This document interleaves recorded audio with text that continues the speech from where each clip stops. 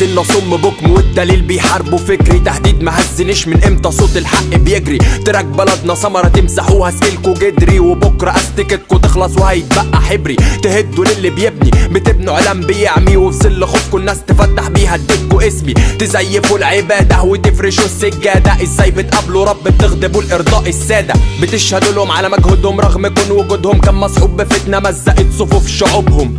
أأيدهم يا إما أكون خارج على الملة، أطيع ولي الأمر بتاخدوا نص الآية حجة.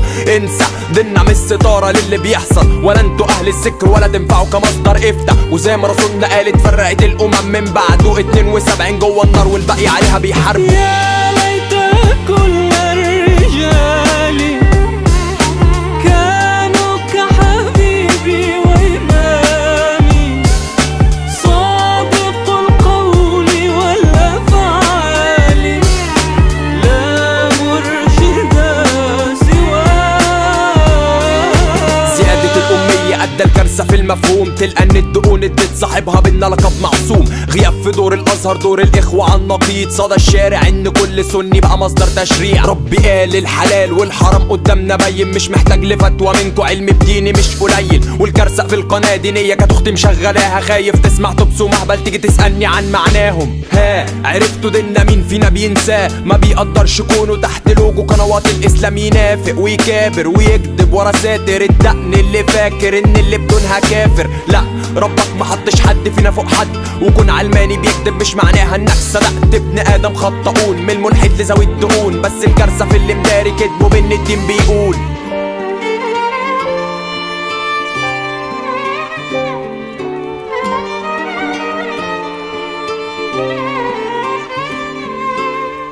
ضاع إسلامنا، سمعته ومكانته ضاعت تحت أقدام النخاس الفكرية والتعصب المذهبي، فإلى الله نشكو.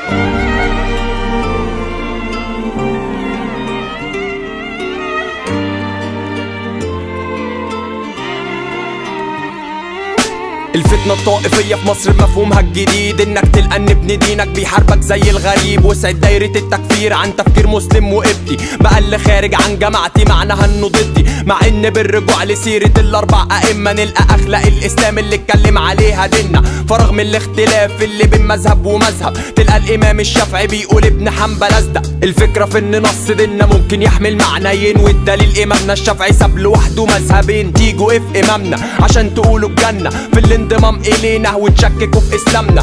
في اختلافنا رحمة وانتوا قلبتوا خلافنا حرب، مع ان دين اخلاق قبل ما يكون مجرد فرض. على فكرة ديننا يسر مش يا كده يا اما، ده ربك لاجل يرضي عبده خلى الكعبة قبلة. يا ليت كل الرجال كانوا كحبيبي وإمامي، صادق القول والأفعال، لا مرشد سواه.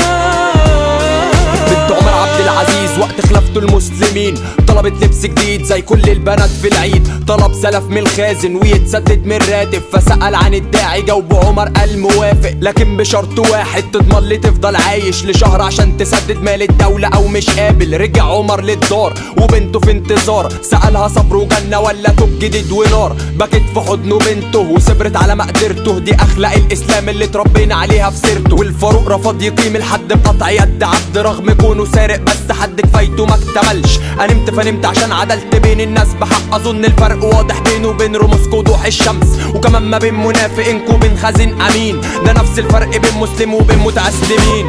يا ليت كل الرجال